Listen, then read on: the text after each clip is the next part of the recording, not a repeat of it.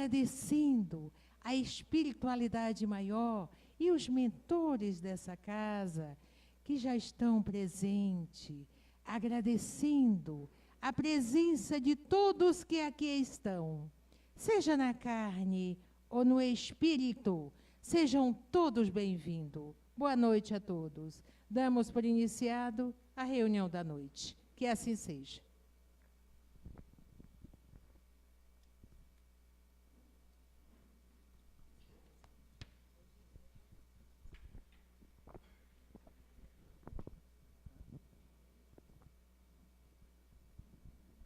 Boa noite a todos. Gostaria rapidamente de que as nossas vibrações de amor, de carinho, a gente vem passando um ano difícil, né? De experiências dolorosas. Então que as nossas vibrações de amor, a nossa solidariedade, as nossas preces possam aconchegar, né, os corações das vítimas de Brumadinho, os familiares, que eles possam encontrar o consolo, como aconteceu agora no Flamengo também, o jornalista Ricardo Boechat. Então, que as nossas vibrações de amor cheguem a todas as pessoas, as famílias, e eu sei que nos assustam a todos nós, né? Quando a gente vê, infelizmente, essas experiências que são provações coletivas, né? São expiações coletivas, estão ligados a um processo expiatório, mas que nos assustam bastante. Então, que as nossas vibrações de amor, carinho, cheguem a todos os corações, aos desencarnados e àqueles que ficam, aos encarnados. Eu digo que o nosso país é abençoado por Deus, porque aqui a gente não tem maremoto, nós não temos terremoto, tornado, nós não temos aí esses fenômenos da natureza que nós vemos em outros países. Mas, infelizmente, nós temos, talvez, problemas piores do que esses fenômenos da natureza, porque, como já se diz, são fenômenos da natureza, eles ocorrem. Aqui nós temos um fenômeno entranhado na nossa sociedade, que é um fenômeno moral. Então aqui a gente tem o tsunami do egoísmo, a gente tem o maremoto da ganância, né, o terremoto do poder, das coisas negativas, dos interesses mesquinhos e particulares de algumas pessoas, e que infelizmente nós pagamos um alto preço. Então o problema do nosso país é um problema moral. E quando a gente começa a analisar cada experiência dessa, que ocorreu em Brumadinho, que ocorreu em Mariana, no CT agora, quer dizer, enfim, não nos compete aqui julgar, mas a gente vê que há inúmeras falhas humanas, inúmeras, e às vezes aí ligadas ao egoísmo, à ganância, à avareza, ao poder. Então isso é uma grande dificuldade que nós passamos no nosso país, né? Infelizmente. Mas que todos esses escândalos que ocorrem, e como não cai uma folha da árvore sem a permissão de Deus, e como Deus acerta em tudo, mesmo nos nossos sofrimentos, nas dificuldades, a gente vê a justiça de Deus, que sirva de lição para todos nós, né? Que sirva de lição para todos nós. O que nós podemos fazer de melhor para aqueles que nos cercam? Qual é a nossa missão no nosso planeta, principalmente no nosso país? Quando se diz que aqui é a pátria do Evangelho, eu subentendo que aqui é talvez a última oportunidade para nós. Porque, segundo o livro de Humberto de Campos, reencarnou nessa pátria abençoada, Jesus mandou para cá espíritos moralmente falidos, que somos nós, como penúltima oportunidade de reabilitação. Então aqui é a pátria do Evangelho, porque nos dá a oportunidade de nos reabilitarmos no campo moral. Vocês podem ver que os nossos problemas no nosso país são sempre no campo moral. São no campo moral. Então nós precisamos ter olhos para poder enxergar isso e agradecer a Deus por estarmos aqui. Agradecer mesmo a Deus por essa terra abençoada. E fazer a nossa parte, a nossa mudança moral. Não cobrar de ninguém. Né? Não é apontar, nós não estamos aqui apontando dedos ou julgando. Mas eu acho que tem uma experiência coletiva para todos nós. Existe uma grande mensagem coletiva para todos nós. E segundo o irmão Benedito, no começo aí das nossas reuniões, quem participou numa segunda-feira, ele comentou, não vai ser um ano fácil, vai ser um ano muito difícil no campo moral. Nós iremos passar por muitas dificuldades. Né? E ele comentou isso, e saiu uma psicografia do lar Frei Luiz, comentando a mesma coisa que ele comentou. Né? O cuidado que a gente tem que ter, o orar e o vigiar, as dificuldades que nós vamos passar aqui com o nosso país. Então a gente precisa, não podemos deixar esmorecer a nossa caridade, o nosso amor, a nossa fé e fazer a nossa parte. Mas que fique aí as nossas vibrações de amor, de carinho, e também que fique essa mensagem subliminar para todos nós. O escândalo é coletivo, mas serve para todos nós. Então que Jesus nos abençoe. Bom, nós estamos no capítulo ainda, a influência dos espíritos, né? Sobre a intervenção dos espíritos no mundo corporal. O tópico é convulsionários. Nós vamos ler agora a questão 475. O tópico é possessos, a questão é 475. Se alguém tiver alguma dúvida, queira perguntar ou colocar suas opiniões, fiquem à vontade. Pode-se por si mesmo afastar os maus espíritos e se libertar de sua dominação? A resposta. Pode-se sempre sacudir um jugo quando se tem vontade firme. 476. Não pode acontecer que a fascinação exercida pelo mau espírito seja tal que a pessoa subjugada não a perceba, e não percebe mesmo, pergunta Kardec, né?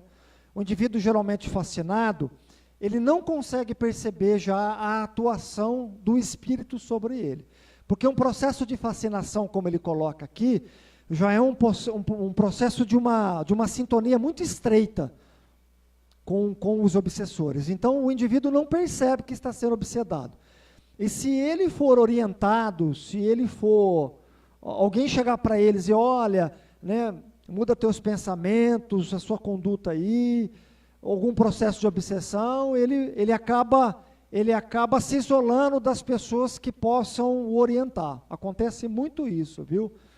Acontece demais esse processo de fascinação. E os espíritos, eles querem isso mesmo. Eles querem que esse indivíduo se afaste das pessoas que possam orientar. Então, eles subjugam a mente do indivíduo. O indivíduo não consegue enxergar nada, ele fica fascinado.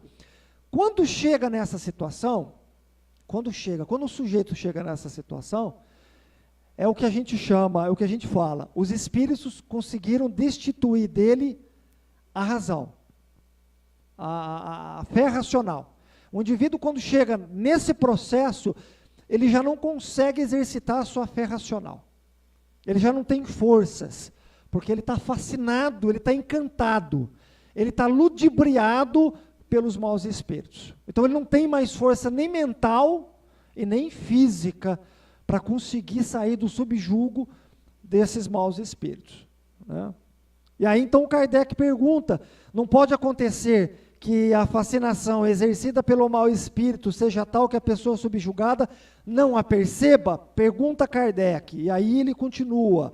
Então, uma terceira pessoa pode fazer cessar essa sujeição? Pergunta de novo Kardec. Nesse caso, que condição deve ela empregar? Então, nós vamos analisar as 3 respostas. A primeira, se um homem de bem, sua vontade pode ajudar apelando pelo concurso dos bons espíritos, porque quando mais se é um homem de bem, mais se tem o poder sobre os espíritos imperfeitos para o afastar e sobre os espíritos bons para os atrair. Então, o que a gente entende aqui? Vamos pegar o Evangelho. Existe várias experiências dentro do Evangelho sobre o processo de obsessão, né? E aí, chegava lá o pai do menino, o menino que se jogava no fogo, né, que ele ficava completamente inconsciente por um processo obsessivo, e aquele menino rolava no chão, se machucava, se debatia, chegava ao ponto até de se jogar no fogo, segundo no Novo Testamento. Jesus, quando chega perto daquele indivíduo, o que acontece? Ele afasta os maus espíritos pelo magnetismo dele. Por quê? Porque alguém intercedeu pelo menino, que foi o pai. O pai foi pedir a Jesus, né? O pai foi interceder por ele, pediu. E aí Jesus foi lá, afastou os maus espíritos. O que aconteceu ali? Quebrou uma cadeia de obsessão. Ou, provavelmente, estava no fim aquele processo. E Jesus, através do seu magnetismo, da sua influência espiritual, ele consegue afastar esses maus espíritos. O menino recupera, né, as forças orgânicas e psíquicas pelo magnetismo de Jesus, de uma maneira imediata, é instantânea que aquilo acontece, e Jesus encaminha aqueles espíritos infelizes. E o que é o encaminhar? Né? Ele usa ajuda, os levando mentalmente às colônias espirituais. Provavelmente, esses espíritos, pelo magnetismo, pela força do magnetismo de Jesus, devem ter adormecido, porque acontece isso, né? Eles adormecem, esses espíritos, eles são retirados e levados às colônias espirituais para tratamento. E aí começa um outro processo. O Chico, para quem leu a biografia dele, ou quem viu o filme sobre a vida dele, tem uma cena que a irmã do Chico está obsedada, e ela é amarrada. Vocês lembram disso? Quem assistiu o filme do Chico? Não é? O Chico chegou perto, deu um abraço tão amoroso, foi tão de coração, tão espontâneo, que naquele momento ele pede ao Espírito perdão, que o Espírito perdoe a irmã dele. Foi tanto amor, né? Um homem de bem como o Chico, o amor que ele jogou ali naquele processo, naquela experiência, aquela vibração, fez com que aquele processo de obsessão também cessasse quase que instantaneamente. Mas nós não somos nem Jesus, nem Chico, né? Somos homens e mulheres de boa vontade. Então, na nossa desobsessão, que a gente faz um tratamento aqui em cima, chamada desobsessão, aonde acontece de nós tratarmos de alguns casos de obsessão como essa. A gente já tratou aqui no centro vários casos de obsessão, de fascinação, da pessoa ser carregada. Já aconteceu da gente ter que parar o estudo, muitas vezes. Quem se lembra na Germano Rense, quem nos acompanha há algum tempo, sabe que a gente parava os estudos, porque chegava a pessoa carregada aqui, e a gente começava a parte prática, começava a parte de desobsessão e o tratamento espiritual. Acontecia de ter uma melhora, às vezes, instantânea, raro, e às vezes acontecia com o tempo dessa pessoa se recuperar. Então, pode acontecer, né, de alguém interceder por esse obsedado? Pode acontecer. Os livros de André Luiz, quando você pega lá, principalmente libertação, nos domínios da mediunidade, missionários da luz, os mensageiros, está recheado de histórias, e o André Luiz é categórico, né? André Luiz não, os mentores que acompanham o André Luiz. Quando eles vão acompanhar esses casos de obsessão ferrenha, que aí eles começam a estudar e vão observar, né? Quando chega um ponto do tratamento, os mentores dizem, André Luiz, agora a gente vai precisar do espírito tal, o nome do espírito. Aí o André perguntava, mas por que só esse espírito? porque esse espírito conhece a ciência do amor. Só um espírito que amou profundamente consegue, através do amor dele, tocar essas duas almas, obsessor e obsedado, consegue quebrar essa cadeia, essa prisão, né, essa algema que aprisiona obsessor e obsedado. Vocês podem perceber, são várias histórias de André Luiz, sempre tem um espírito de escol, né, um espírito já de uma elevação moral, que dá o toque final no tratamento.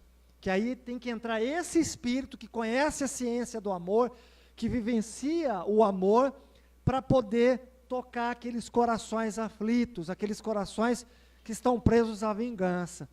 Então para você fazer o tratamento nesse processo de obsessão, precisa realmente de muito amor, porque não é fácil. E aí, não se resolve também do dia para a noite, né? O André Luiz, ele comenta nos livros lá, que às vezes são casos de obsessão que já vêm há séculos, né? De existência para existência, e aquilo vai se arrastando. Aí chega um momento que a espiritualidade superior, para que não haja mais comprometimento, eles participem, né, desse tratamento ou dessa experiência através do amor, e conseguem aí dar uma certa trégua entre obsessor e obsedado. E aí esses papéis também entre obsessor e obsedado, eles trocam. Tem um filme, o Livro dos Espíritos, não sei se vocês viram, tem uma sessão mediúnica. Quem não assistiu, assista, chama O Livro dos Espíritos. E aí o sujeito participa de uma sessão mediúnica. É um indivíduo obsedado que vai fazer um tratamento, que ele passa por um processo de obsessão, ele tentou o suicídio, ele tinha problema com álcool, uma série de coisas, e aí ele vai fazer um tratamento espiritual, e aí começa, dentro daquela sessão mediúnica, o tratamento que ele vai fazer, começa a narrativa do obsessor, falando e explicando, porque eles têm a justificativa deles, por que eles estão obsedando, por que eles estão perseguindo. E é muito interessante, né? A gente já ouviu muito dessas histórias na nossa desobsessão, na nossa sessão mediúnica. Então eles começam a narrar que aquele sujeito agora, né, que está sofrendo esse processo obsessivo, né, nem sempre foi um homem de bem, nem sempre foi um homem ajuizado, ele traz consequências lá de trás e vai falando do indivíduo, a história, fala da história, começa a falar da história. E aí, a orientação que a gente dá a esses nossos irmãos que perseguem, porque eles também sofreram, viu? Quando você começa a ouvir as histórias, porque a gente acha que o obsessor é o vilão. Todos os obsessores são vilões, eles nos fazem mal. Mas quando a gente tem a oportunidade de participar de uma terapêutica dessa, espiritual, a gente vê o quanto que eles sofreram. Sofrem ainda porque estão presos à vingança, uns até estão cansados, exaustos, né, exauridos. Mas eles começam a contar as suas histórias. E aí a gente vê o sofrimento que eles também passaram. Né?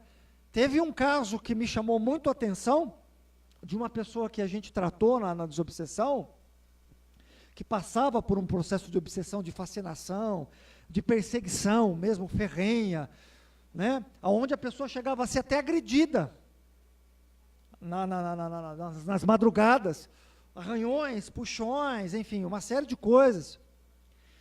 E numa das comunicações, o espírito começa a narrar, né? Primeiro a raiva, ele coloca a raiva e ele diz assim, por que a gente estava tratando dessa pessoa? Porque a gente não sabia, ele falava, vocês não sabem quem ela foi, o que ela fez para nós, porque eles eram muitos. E aí então ele começa a narrar o que essa pessoa tinha feito, então a experiência. Essas pessoas foram presas, mas foram presas de uma forma, foram injustiçados, né, porque não cometeram um crime, mas a pessoa que as incriminou tinha um grande poder, uma grande influência na sociedade, tinha poder, e conseguiu fazer com que esses espíritos, eu não sabia quantos eram, a gente não sabia quantos eram, e eles foram jogados mesmo, né, naqueles calabouços bem mediterrâneos, aquelas épocas, uma época antiga, porque deu para a gente observar que era uma época antiga, e ali eles morreram à míngua, morreram de fome e sede, ao ponto de chegar até corroer os dedos, a fome e tudo mais.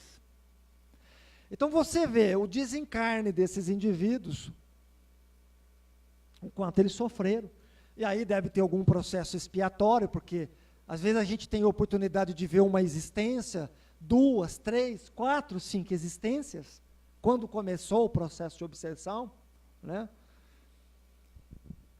E aí eles não perdoavam aquela pessoa, fazendo com que aquela pessoa também passasse um processo igual que no qual eles passaram. E ela era inspirada a isso, né? Então a gente vê as histórias de obsessão, uma injustiça que nós cometemos, porque na verdade somos nós os causadores das injustiças. Quando nós não sabemos perdoar, quando nós não sabemos amar, quando nós não sabemos orar por aqueles que nos perseguem, quando nós não aprendemos a dar a outra face, sair dessa sintonia de ódio, de guerra, quando nós não aprendemos, né, ainda, pagamos o mal com o mal, o ódio com o ódio, a lei de Talião, porque geralmente fica muito claro para nós que esses processos obsessivos, eles vivem a lei de Talião. O que eu senti, eu quero que a outra pessoa sinta. E aí o encarnado sente mesmo todas as sensações daquele espírito. Todas. Chegando a levar a pessoa à loucura, às vezes. Chegando a levar a pessoa à loucura. Chegando a levar a pessoa ao suicídio. Então é um fenômeno que hoje, graças ao Espiritismo, nós temos a oportunidade de entender que muitas patologias psíquicas, às vezes físicas, elas são oriundas de processos obsessivos, que são processos expiatórios. Nada mais é do que um processo expiatório, né? Então, pode haver a intercessão, Então, felizes daqueles que conseguem chegar a um centro espírita, que a família consegue trazer. Às vezes, muitos não conseguem chegar, acabam parando no hospital psiquiátrico. Há um tempo atrás, os hospitais psiquiátricos eram dirigidos por espíritas, porque a maioria dos hospitais psiquiátricos que existem, e se tem um tratamento digno, que se dá a esses indivíduos, se deve aos fundadores desses hospitais psiquiátricos, que são espíritas. Nós temos aqui o Ceará, nós temos o de Araras, que foi fundado por espírita, né? Nós temos um outro, Bairral, que foi fundado por espírita. A maioria são espíritas, a maioria. Então, a qualidade do atendimento mudou e melhorou muito, graças também ao espiritismo, ao tratamento. E lembrando Batuíra, né? Batuíra, para quem não conhece, né? Foi um dos precursores do espiritismo no Brasil, um português, né? de Posses, que conseguiu comprar um sítio, e nesse sítio ele tratava todos os moribundos, obsedados, ele levava para esse sítio e tratava com água fluidificada, passe e desobsessão. Por isso que o Batuíra, na maioria das vezes, desses hospitais psiquiátricos, ele é o mentor. Na maioria das vezes é o Batuíra que é o mentor desses hospitais psiquiátricos. Porque ele tratou a fundo desses processos de obsessão que levam à loucura, que levam ao desequilíbrio mental, né, à falta da razão. O indivíduo não consegue nem fazer as funções básicas dele. Então, é complicado. E aí são processos difíceis de serem sanados, mas que com o tempo, com o tratamento, que deve ter o remédio também, porque o remédio ajuda a fazer gerar algumas substâncias para o corpo físico do obsedado, que, por causa do processo de obsessão, ajuda a acalmar, né, ajuda a ter algum equilíbrio e consegue fazer com que ele, pelo menos, tenha as funções básicas dele, como também o processo espiritual, o processo de terapia alternativo, que é extremamente importante. Infelizmente, os hospitais psiquiátricos tiraram do seu tratamento isso, mas graças a Deus que pode-se entrar hoje com o reiki, né, porque o passe espírita ele é de fim religioso, o reiki já não deixa de ser um passe, mas ele não tem um fim religioso. Então você pode fazer um tratamento dentro desses hospitais psiquiátricos através do reiki, através da cromoterapia, né? Isso pode ser feito. Então, essa pessoa que ele coloca aqui que pode interceder, se é um homem de bem, um homem de amor, de fé, ele consegue afastar os maus espíritos pelo magnetismo dele, pela influência moral dele, né, pela força moral dele, e ele consegue, dentro desse processo, atrair os bons espíritos para que possam ajudar também dentro dessa experiência. Eu me lembro muito do seu Nelson, só vou citar o seu Nelson. O seu Nelson foi presidente do Ceará, do Hospital Psiquiátrico, há muitos anos, por mais de 20 anos. Quando os enfermeiros amarravam, né? Porque lá foi abolido o eletrochoque, nunca teve eletrochoque lá, e nem camisa de força. Eu acho que o Ceará deve ter mais de 40 anos. Eles nunca usaram isso. E quando o paciente era amarrado, eu nunca me esqueço, porque eu vi isso 2 vezes, eu fui testemunha disso. O seu Nelson entrava, perguntava para os enfermeiros, de uma forma muito educada, o que estava acontecendo. E aí os enfermeiros falavam, olha, o fulano que chegou aqui está exaltado, está nos agredindo. O seu Nelson falava, pode desamarrar. Mas se ele desamarrar, ele vai agredir. Ele falava, pode desamarrar. Olha, desamarrava, o sujeito chegava perto do seu Nelson, paralisava.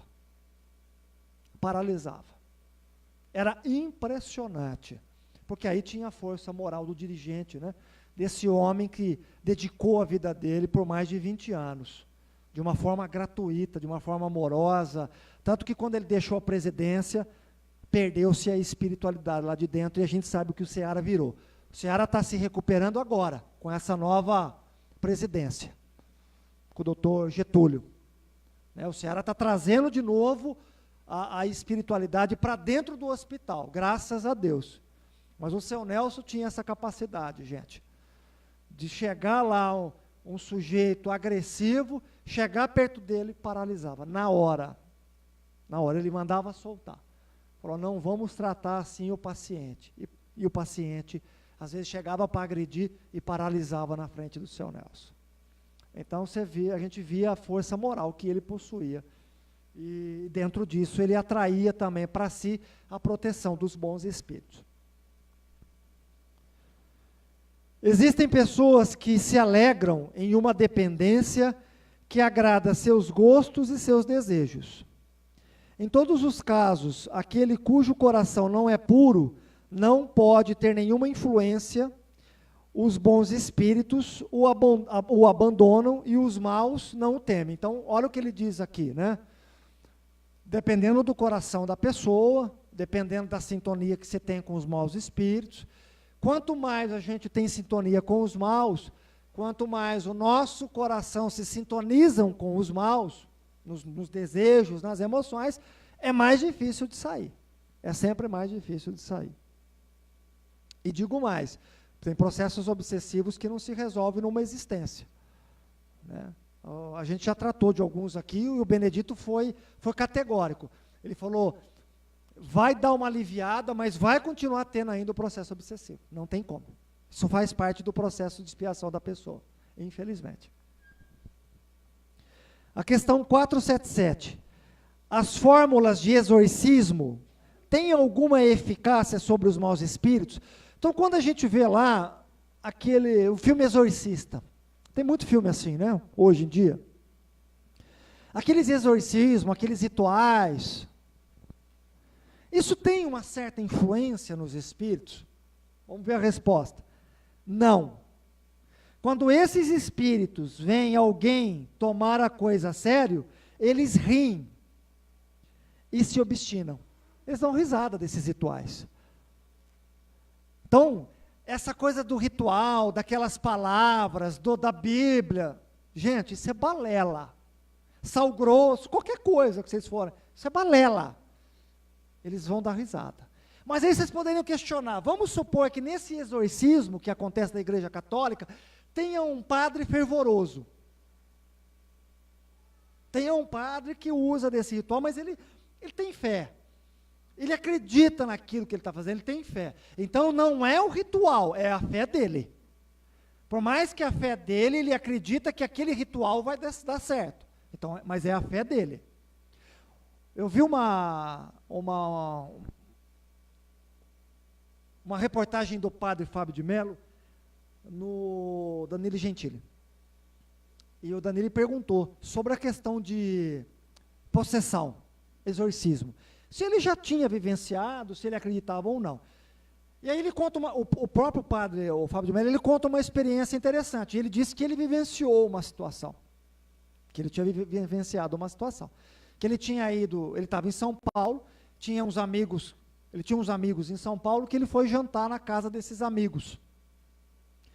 E aí a mulher disse assim ao padre, padre, você não poderia ver a minha filha e conversar um pouquinho com ela?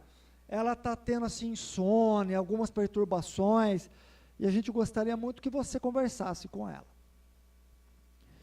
E aí ele disse que conversaria desde que a menina quisesse conversar com ele, então a mãe falou, olha, então eu vou falar com ela e já volto a falar contigo. E aí ela subiu e a menina falou que queria conversar com ele. Aí o padre Fábio de Mello, ele falou que assim, até ele comentou, ele falou assim, ó, eu sou muito racional, ele falando para o Danilo Gentili, muito racional. Mas ele disse que quando foi subindo a escada, então aí você vê a mediunidade do indivíduo, né? Porque isso acontece com a gente. Quando a gente vai na casa de alguém com processo de obsessão, quando você vai entrar na casa, você quase toma um soco energético. O impacto da vibração é violenta, e é violenta mesmo. Quem tem mediunidade sabe o que eu estou falando. Né? Não dá nem para ir sozinho, exatamente. Né?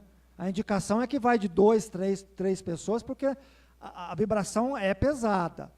Quando ele começou a subir, diz que ele começou a transpirar, a bater o coração, umas sensações ruins. Então ele começou a se questionar, mas ele começou a sentir isso. E aí quando ele abriu a porta, que ele começou a conversar com a menina, e a menina começou a narrar o que acontecia.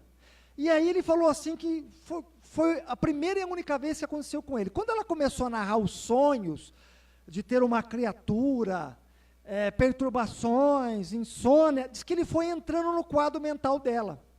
E ele falou isso para o Danilo Gentili. Ele falou, nunca me aconteceu, mas ela foi narrando e eu entrei nesse quadro dela. Comecei a vivenciar tudo isso. E aí o que ele fez então? Ele levantou as mãos, ele mesmo disse, levantou as mãos, e começou a fazer uma prece de todo o coração, e foi fazendo, e foi fazendo, e foi fazendo. E disse que a menina então se sentiu bem. Aí ele pegou e foi embora. A hora que ele estava deitado, que ele ia dormir, apagou a luz, ele falou que ele sentiu uma pressão no rosto, e viu uma face no rosto dele, pressionando ele, e sufocando a garganta dele, pegando na garganta dele e sufocando. Aí diz que ele começou a ficar assustado, mas ao mesmo tempo ele começou a fazer prece, e aí ele falou para o Danilo Gentili, como ele era carismático, diz que faz uma prece em línguas lá, que é algo muito simbólico apenas, né? Línguas é algo simbólico, diz que ele foi se acalmando, trabalhando a respiração dele, acalmando, diz que ele foi fazendo essa prece mentalmente em língua. E diz que foi acendendo uma luz interior nele, ao ponto de afastar a entidade, e quando acabou, acendeu a luz do nada. Então ele narra isso. A Igreja Católica, gente, tem um museu chamado Museu dos Mortos. Se eu não me engano é isso. Tem até uma reportagem que foi passada no Fantástico pela Isis, aquela repórter da Globo que está na Itália, esqueci o sobrenome dela. Como? Scaparini. E ela vai visitar esse Museu dos Mortos que o Vaticano proíbe, e ela consegue entrar. E lá existem vários objetos com fenômenos espirituais, que ocorreram fenômenos espirituais.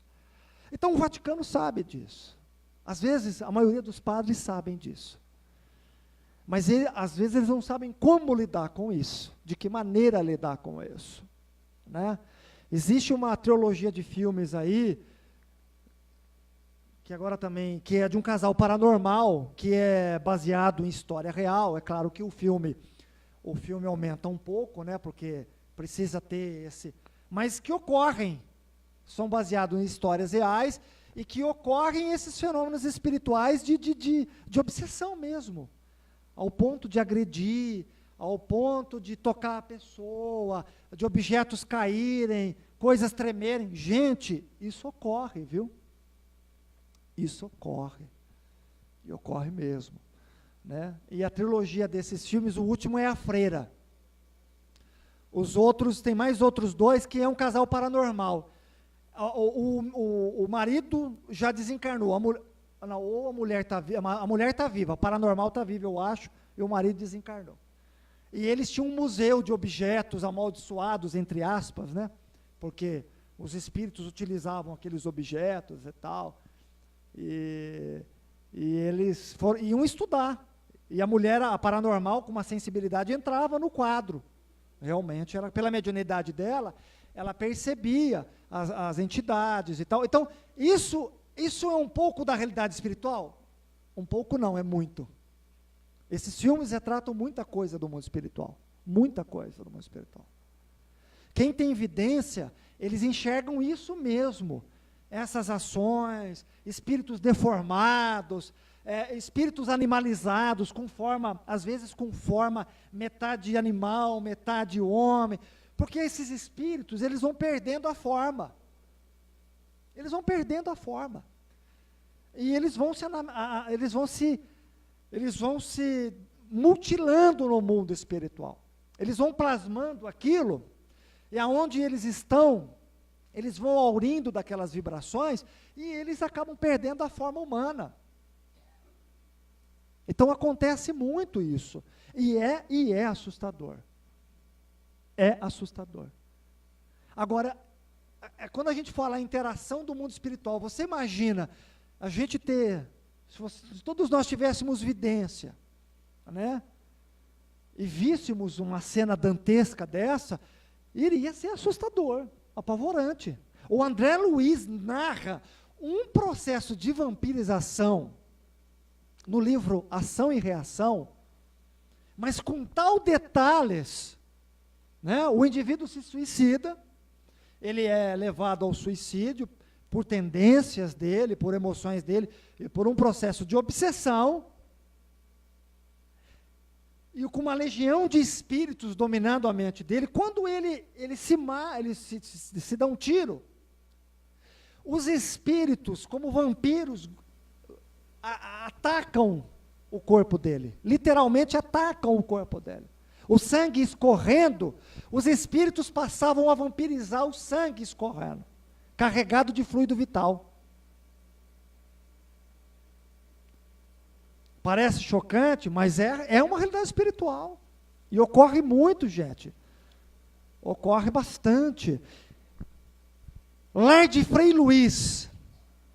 Se vocês tiverem a oportunidade, pegue uma palestra do médico... Eu estou ruim de memória. Obrigado. Paulo César Frutoso. Ele começa a falar sobre materialização de espírito. Esse médico tem mais de 30 anos dentro desse centro espírita. Eu acho que é o único centro espírita do Brasil que até então fazia materialização de espírito, que o espírito, porque lá tem tratamento, tem cirurgia espiritual, mas com o espírito materializado. É com o espírito materializado. O espírito se materializa a todo mundo e começa a fazer cirurgias espirituais nas pessoas. Esse cara começa a falar, esse médico começa a falar sobre uma palestra sobre materialização de efeito físico. Ele começa a mostrar alguns objetos materializados, e ele diz assim, olha, eu não estou autorizado, porque foi fotografado, a mostrar materialização de espíritos sombrios, de espíritos assim, animalescos. Mas ele falou, se vocês virem, é chocante. Ele estava liberado para lançar um livro a respeito disso, que a espiritualidade tinha dado um aval. Ele falou, é chocante. Espíritos materializados, espíritos que eles se materializaram com a permissão de espíritos dos protetores, dos mentores, e se mostraram como realmente o é. Ele falou, é chocante. Chocante. Se vocês tiverem oportunidade, coloquem lá, Centro Espírita Frei Luiz. Frei Luiz. Eles têm um museu lá só de materializações. Objetos, uma série de coisas. E ali existe um grupo médico que acompanha isso, na parte da ciência, que tem um estudo a respeito disso. Ele tem um livro chamado A Face Oculta da Medicina. A Face Oculta da Medicina. Alguém quer perguntar ou colocar alguma coisa?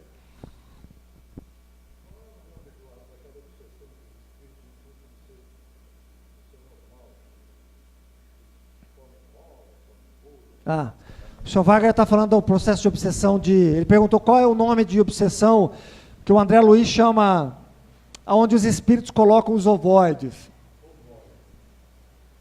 Vocês sabem o que é um ovoide ou não? Alguém sabe? Levanta a mão.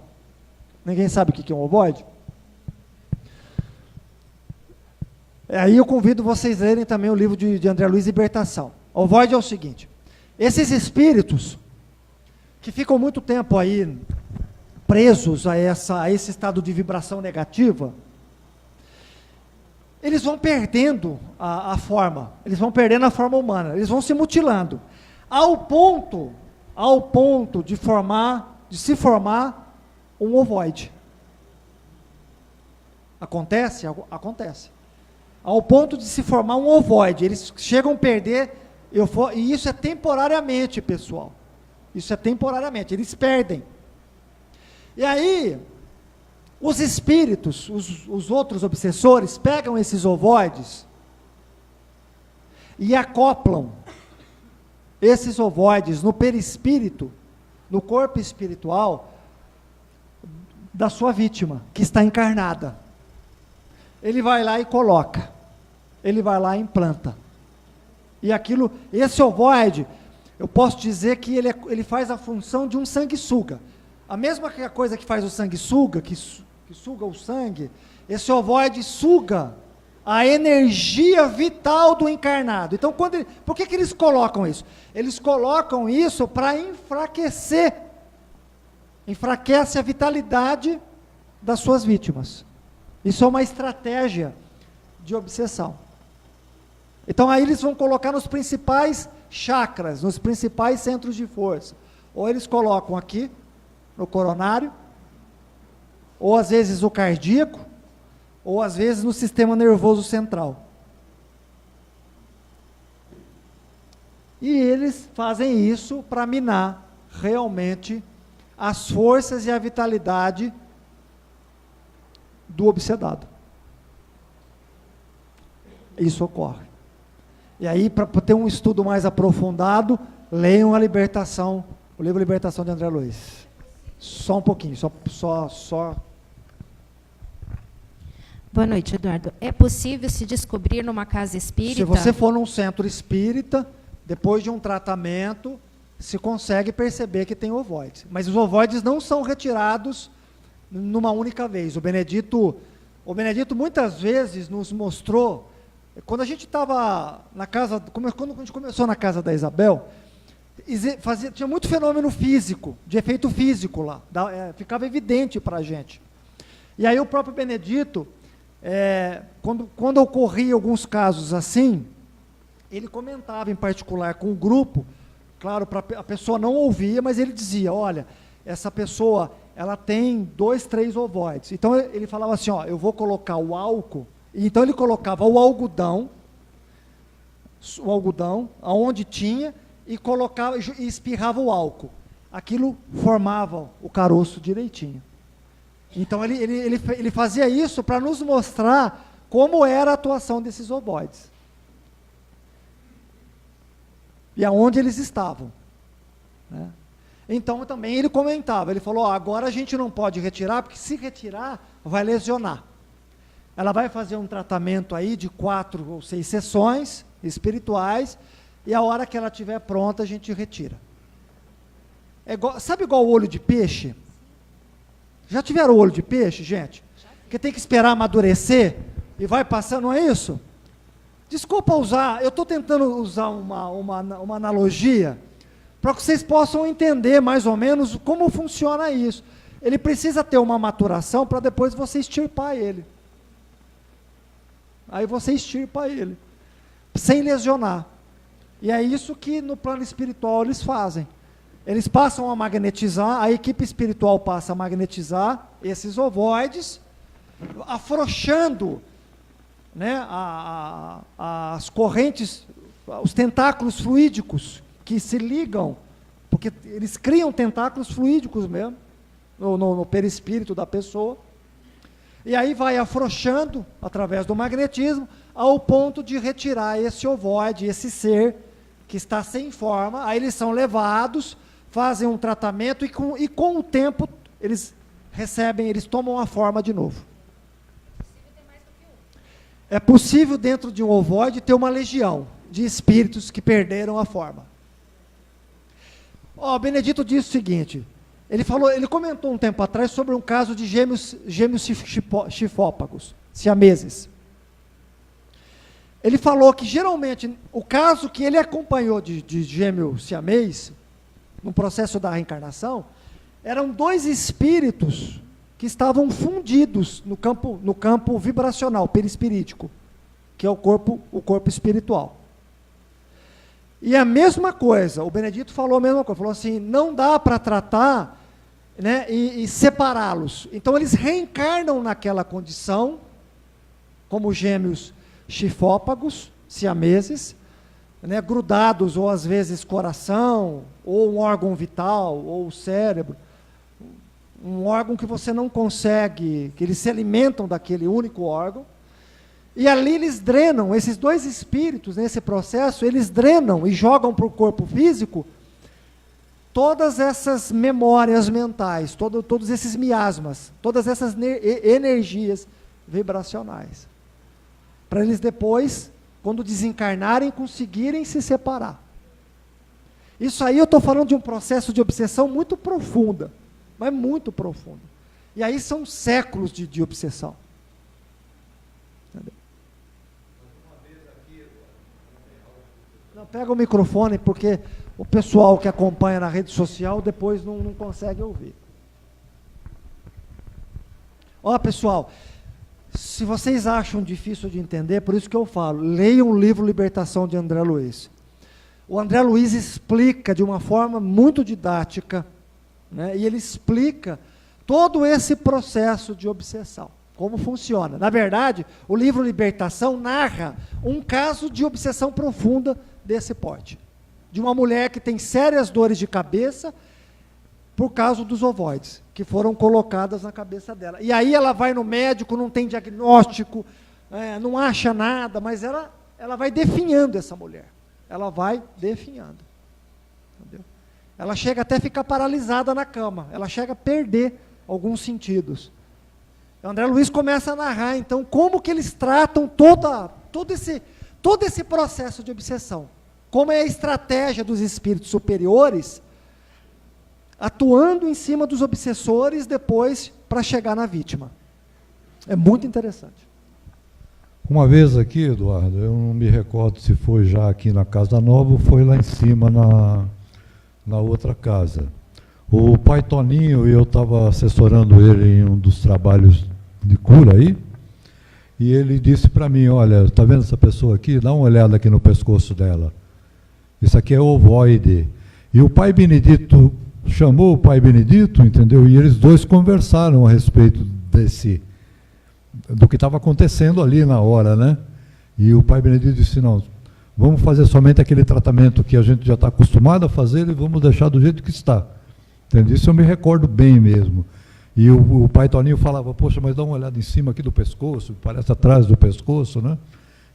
Ele disse que era ovoides. Por isso que eu fiz a pergunta inicial, eu não me lembrava do nome, do significado e do nome, né? Do que estava acontecendo, mas eu me lembro como se fosse agora, que o pai Toninho perguntou ao Benedito se o que deviam de fazer. Ele falou, não, por enquanto vamos deixar dessa forma que está. Né? E ali ficou, e eu não soube o final da história. Né? E aí tem um momento certo. Né? Agora, eu só quero dizer para vocês assim, não é um processo de obsessão que acontece a todo instante, a todo momento. Isso não é uma regra, né? Todo processo de obsessão, existe processos que são colocados os ovoides. Não são todos os processos de obsessão. Em alguns casos, onde há um processo de obsessão, é algo mais difícil, há uma sintonia, enfim, uma série de coisas, isso ocorre. Então, não é comum, né, esse processo de obsessão através dos ovoides. Então, vocês podem ficar tranquilos.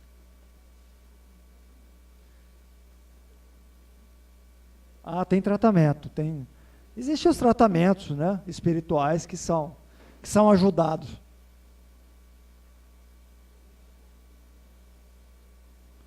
Alguém quer perguntar ou colocar alguma coisa? Ô Nilma, você queria perguntar? Eu gostaria de saber se esses nossos irmãozinhos, eles têm capacidade de derrubar a gente do nada, sem a gente tropeçar.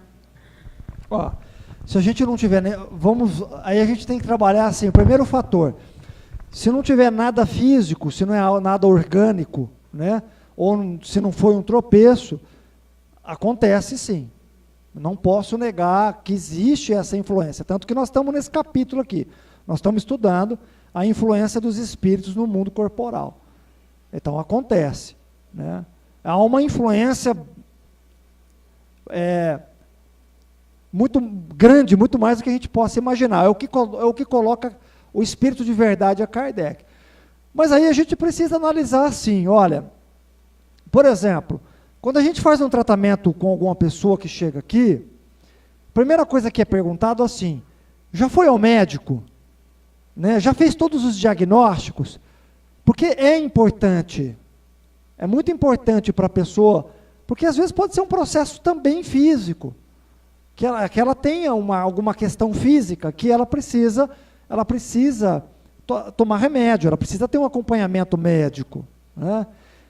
E mesmo nos processos de obsessão, a gente sempre comenta, né? Já foi ao médico, teve algum diagnóstico, fez todos os check-ups, quer dizer, aí quando se passa dessa etapa médica, que já não tem mais o que fazer, aí a gente realmente tem mais clareza que é um processo de obsessão. E é esse cuidado que nós, médiuns, né, precisamos ter, e é essa orientação que a gente recebe aqui na casa. Né, de ter todo o cuidado, de não achar que nem tudo é um processo de obsessão. Existe um processo de obsessão que é muito comum, que é a auto-obsessão. Às vezes a pessoa que está se auto-obsedando, né? Você pode falar de autossabotagem, pode falar... Então, é um processo de auto-obsessão, que que é criado por ela, e não tem obsessor nenhum, já aconteceu. A gente já tratou casos aqui que não tinha nenhum processo de obsessão espiritual. E depois a gente veio descobrir, com um tratamento, 2, 3, 4, que aí recebemos a orientação que era um processo de auto-obsessão.